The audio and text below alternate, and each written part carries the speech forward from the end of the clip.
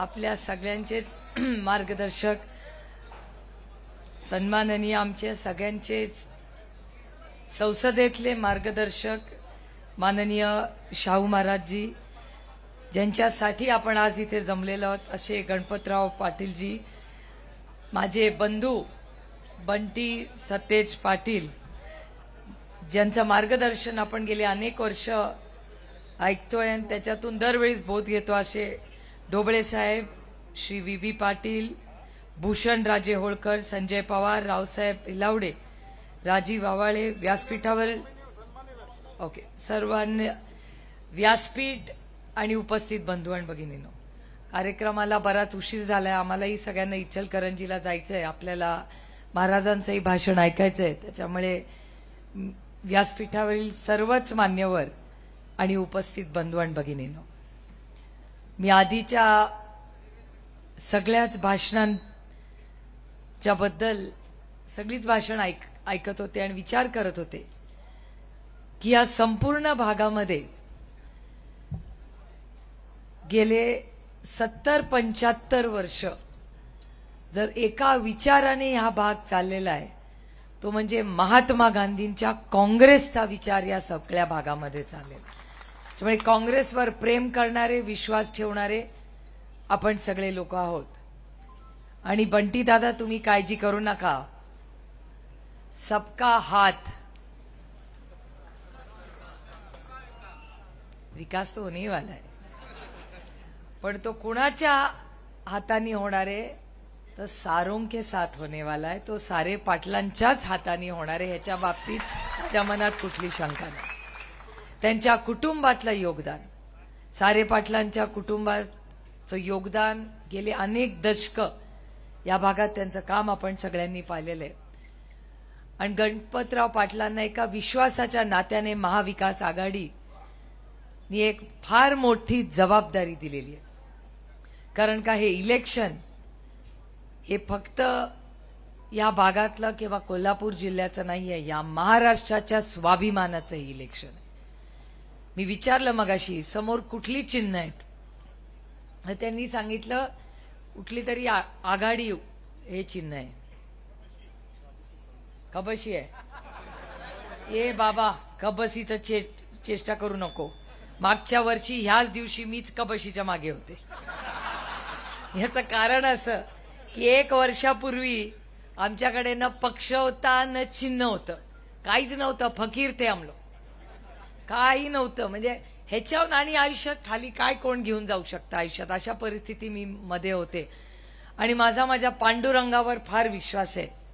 मी माझ्या पांडुरंगाला म्हणाले की असं काय रे माझ्या पांडुरंगा, माझं चुकलं की पक्ष, चिन्ह, आमदार सगळीच गेली तिकडे, पण माझ्या पांडुरंगाच्या मनात काहीतरी माझ्यासाठी वेगळं होतं.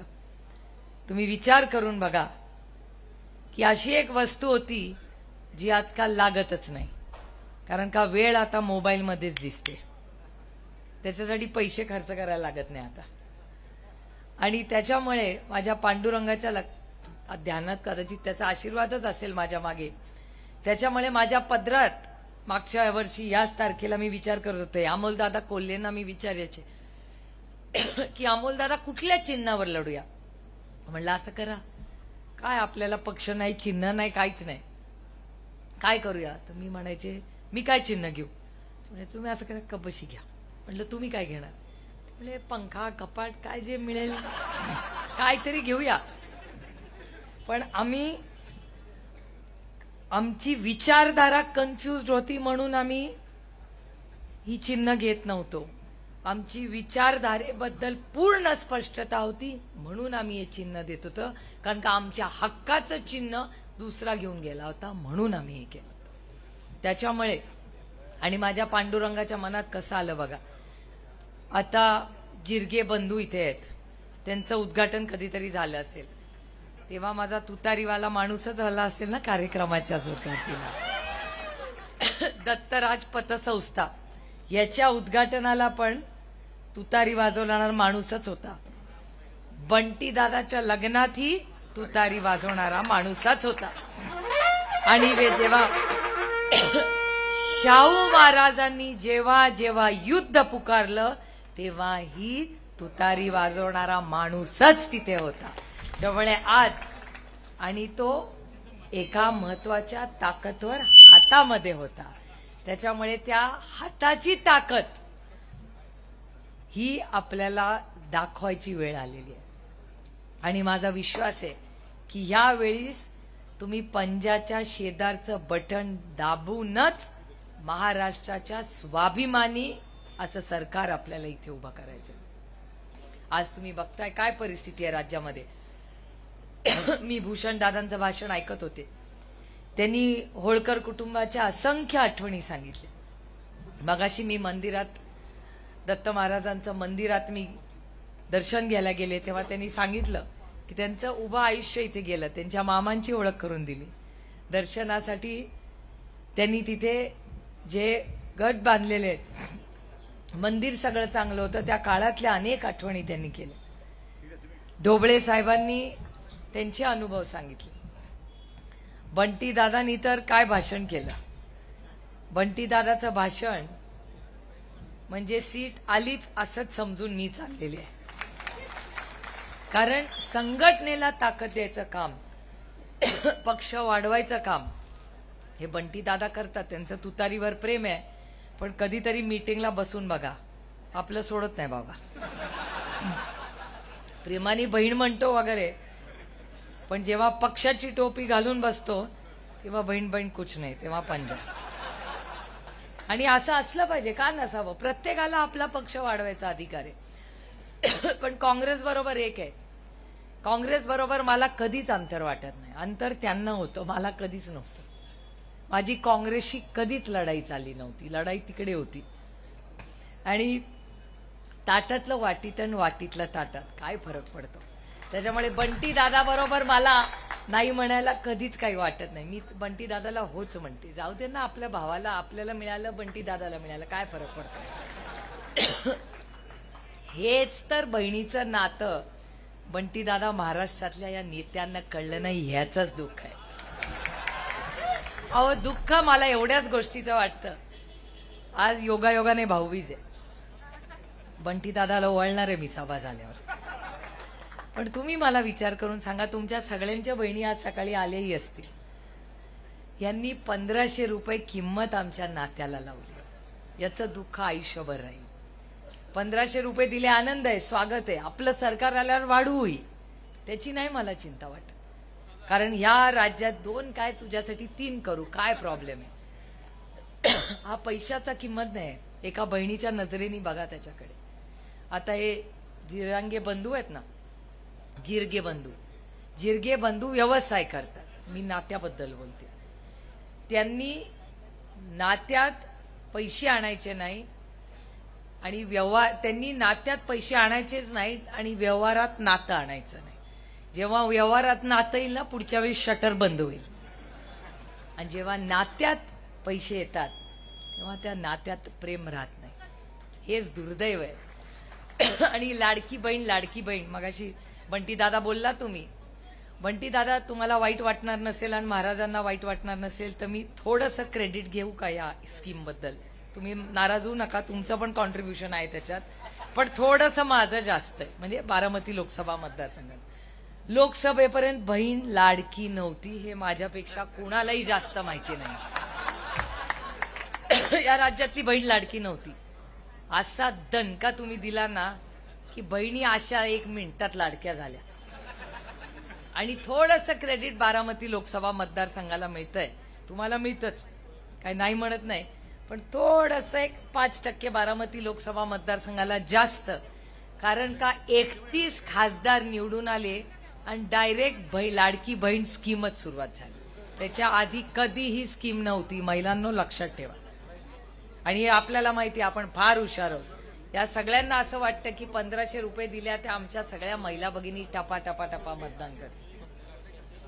आमचं मत हे आम्ही स्वाभिमानी मत आहोत. तुम्ही पैसे दिले म्हणून आम्ही तुम्हाला मतदान करणार नाही. तुम्ही काम द्या, आमच्या पोराच्या हाताला नोकरी द्या, मेरिटवर आमचं पोरग पास होईल, हाताला काम दिलं तर मतदान करू. आम्ही उगाच 1500 रुपये दिले म्हणून मतदान करणारे आम्ही स्वाभिमानी महिला आहोत. आणि याचा सार्थ अभिमान आम्हाला आहे.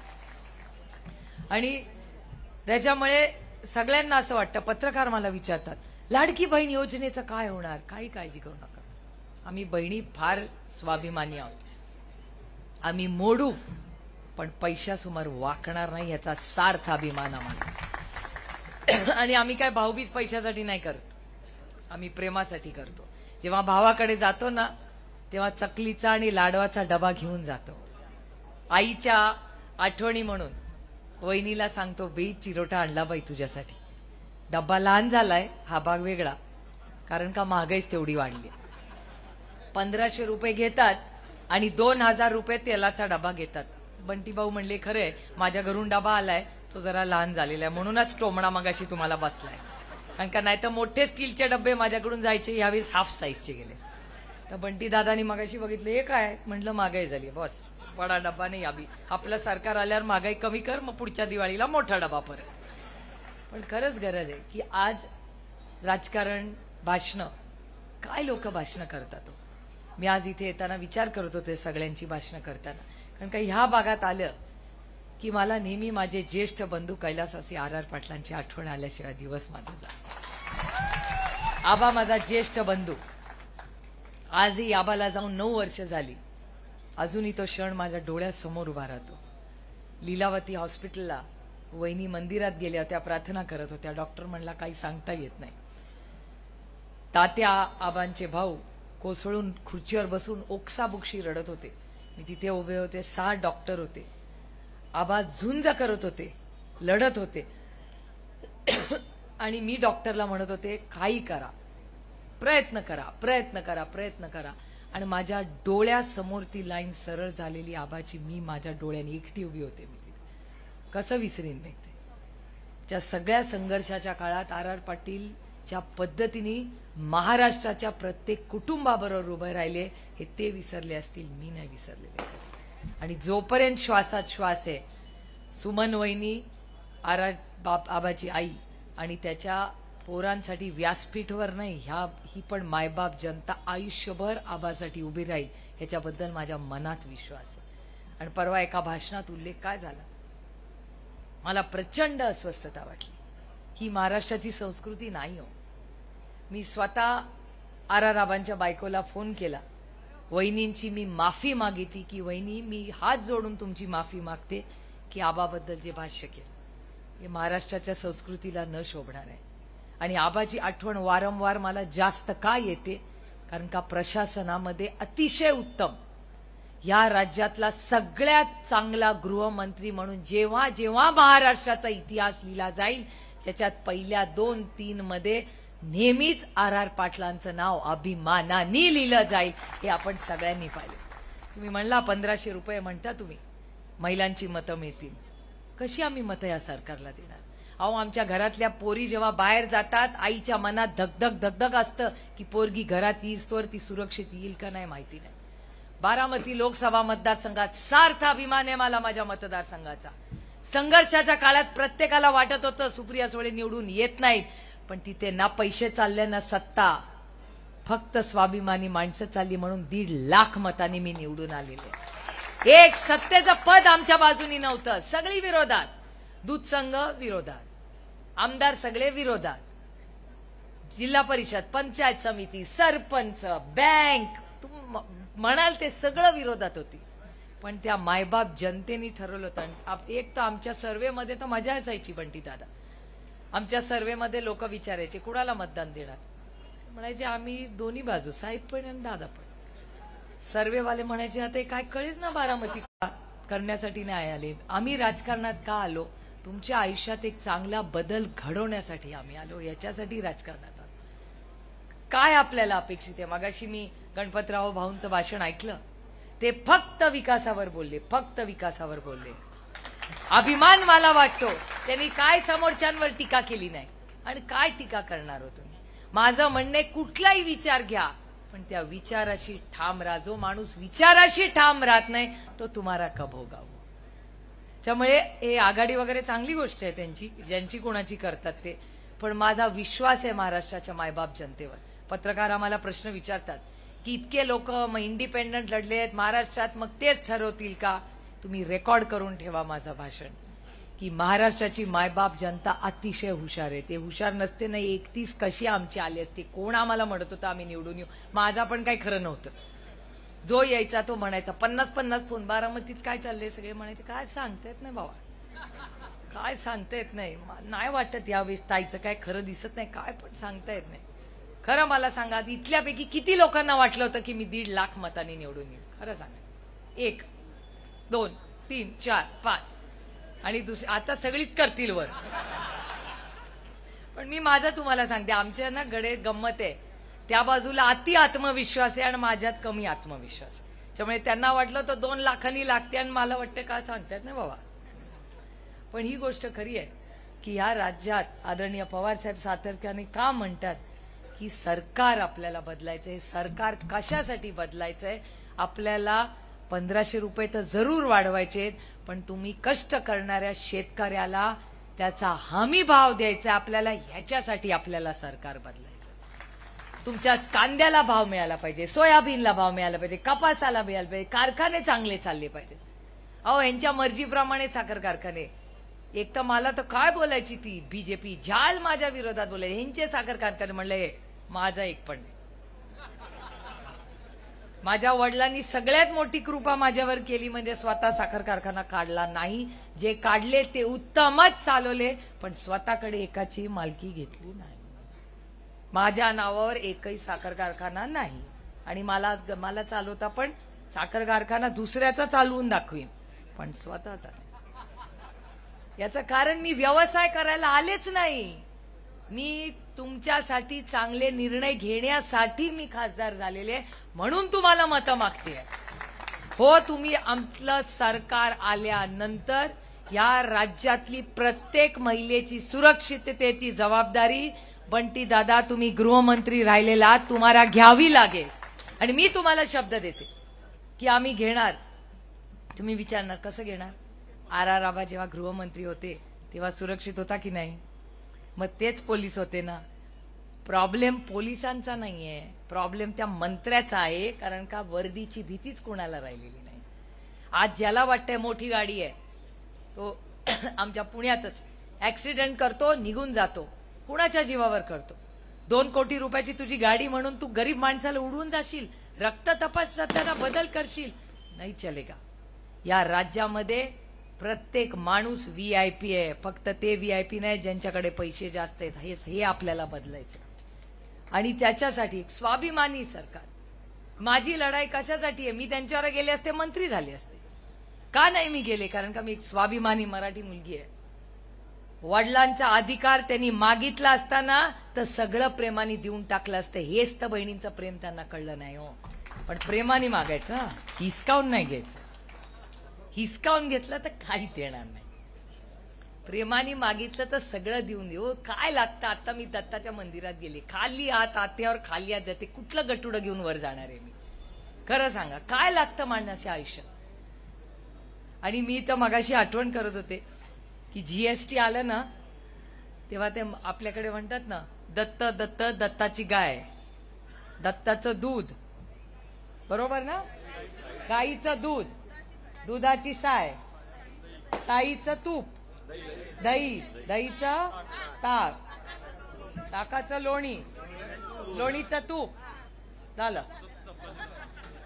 आता विचार करा, जे त्या सगळ्या बायका आपल्या महिला बोलल्या ना, गाय सोडून सगळ्यावर जीएसटी. विचार करा तुम्ही. मी हे बोलले होते, मला आठवतंय पार्लमेंटमध्ये.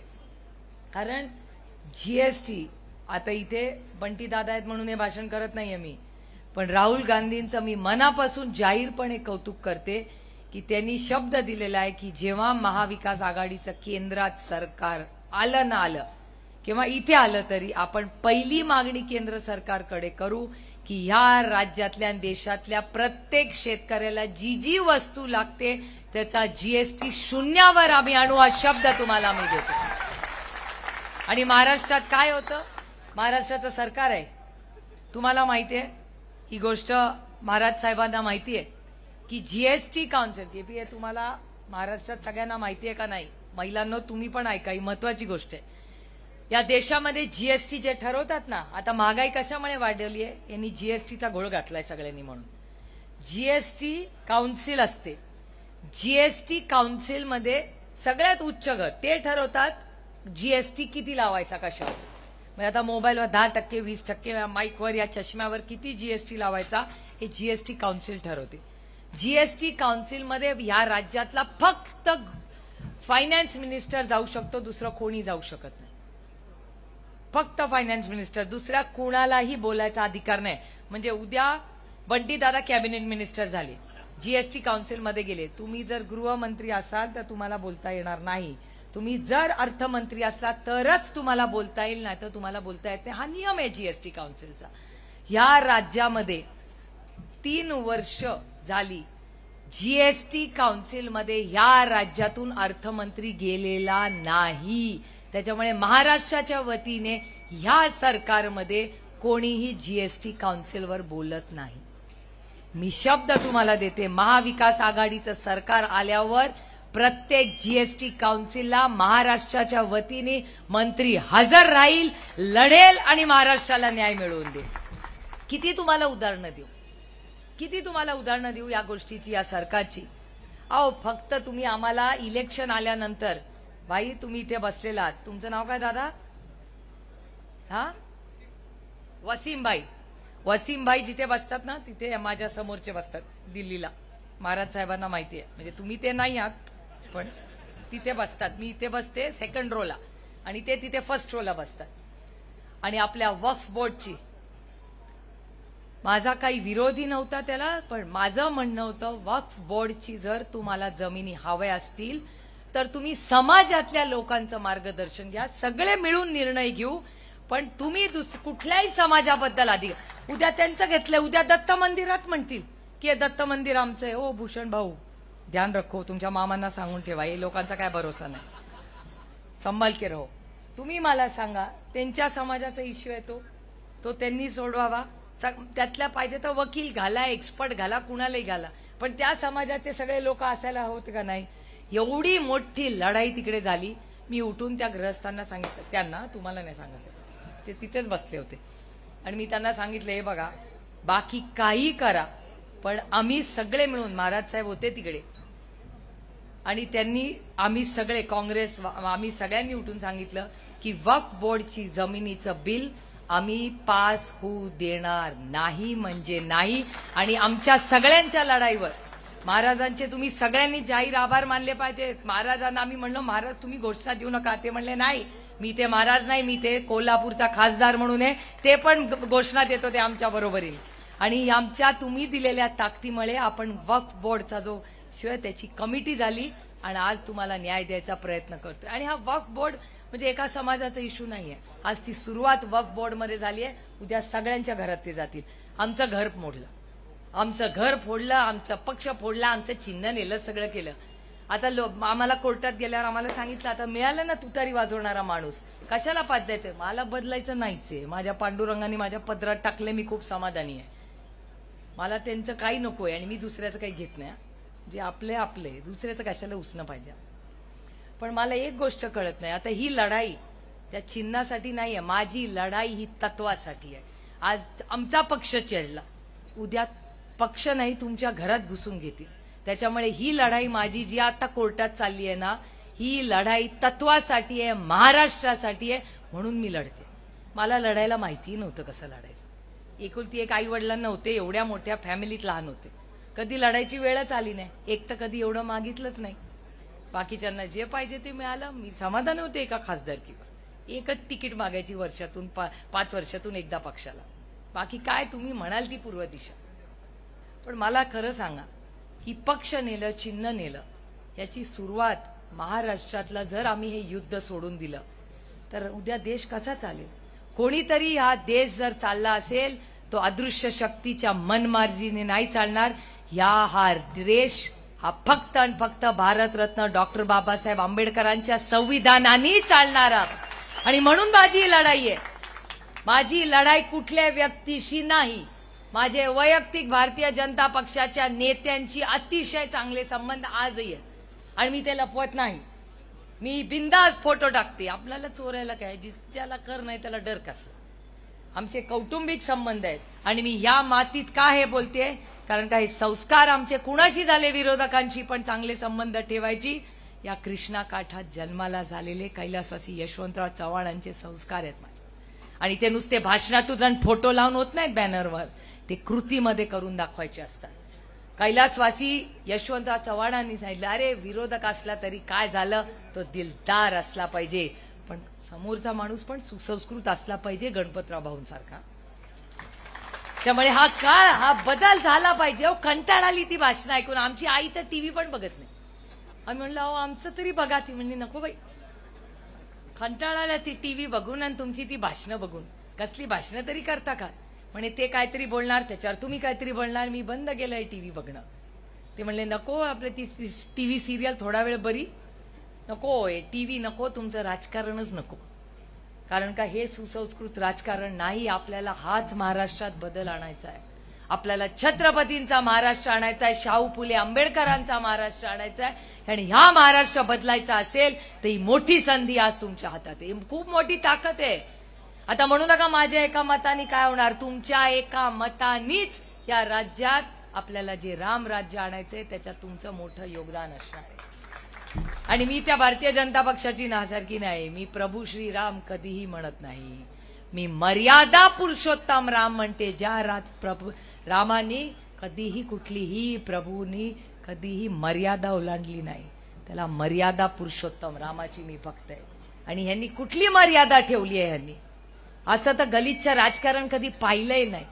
सगळं त्यांना वाटतं पैशाने विकत घेता येतं. पैशाने नाही विकत घेता येत. या देशात जोपर्यंत तुमच्यासारखी इमानदार लोक आहेत ना, ते काय त्यांचं काय राज्य येत नाही.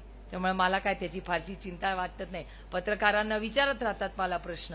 मला कालच पत्रकारांनी विचारलं, कसं तुम्हाला वाटतंय हवा बदल रही आहे, हे ते. म्हटलं अहो आमची असताना 31 आमचे निवडून येतील असं तुम्हाला कधी वाटलं होतं का? आम्हाला तर नेहमी राष्ट्रवादी काँग्रेसला तर सिंगल डिजिट मध्येच ठेवतात, यांची तर काहीच येत नाही. आम्हाला जेव्हा तिकीट आम्ही वाटत होतो तेव्हा साहेब सगळे म्हणायचे हा तर मॅनेजच आहे, हा तर मॅनेजच आहे. कुठलं आमचं मॅनेज झालं? 10 पैकी 8 निवडून आले की नाही? काँग्रेसचे किती आले? किती मोठ्या संख्येने? शाहू महाराजांबद्दल पण सगळे म्हणायचे अरे पुढे मागे मागे पुढे आले की नाही मोठ्या संख्येने मतदान करा. तुमचं क्रेडिट आहे, फार मोठी ताकद आहे हो या राज्यात. त्यामुळे माझी विनंती आहे तुम्हाला, यावेळेस मी महाराष्ट्राला एकच सांगणार आहे, सुसंस्कृत लोकांना निवडून द्यावं. हा आपला महाराष्ट्र आहे. महाराष्ट्रात असं गलिच्छ राजकारण कधी नाही. काय बायकांबद्दल बोलतात, काय म्हणजे त्यांनी शाहू फुले आंबेडकरांच्या विचाराला पण सोडलं नाही, त्यांच्याबद्दल ही वाचाळ वीरांनी सोडलं. म्हणजे नको वाटतं, टीका करायला पण इच्छा होत नाही. त्याच्यामुळे पातळी सोडून जे सगळं वक्तव्य केलं ना, त्या सरकारला हद्दपार करण्याची वेळ आली आहे. महागाई, बेरोजगारी आणि भ्रष्टाचार मुक्त भारत करण्यासाठी पंजाला मतदान करा, ही विनम्र विनंती करायला मी आलेले. आज मोठ्या संख्येने आपण उपस्थित राहिला. हा संपूर्ण भाग हा आदरणीय पवार साहेबांवर प्रचंड प्रेम करणारा भाग आहे. हे खरंच आमचं भाग्य की तुमच्या हो झालं, मला चिठ्ठी आली आता भाषण उरका, आपल्याला जायचं इचलकरंजी. पण आपण आदरणीय पवार साहेबांना जी साथ इतके वर्ष दिली त्याबद्दल अतिशय विनम्रपणे तुमच्या समोर नतमस्तक होऊन मी मनपूर्वक आभार मानते. आणि तुम्ही सगळ्यांनी आज गणपत भाऊंना तुमचं पवित्र मत हे एक आशीर्वाद म्हणून द्या, एवढीच विनंती करून आपली रजा घेते. जय हिंद, जय महाराष्ट्र, जय आघाडी. धन्यवाद ताई साहेब. यानंतर पक्षप्रवेश इथं होतोय.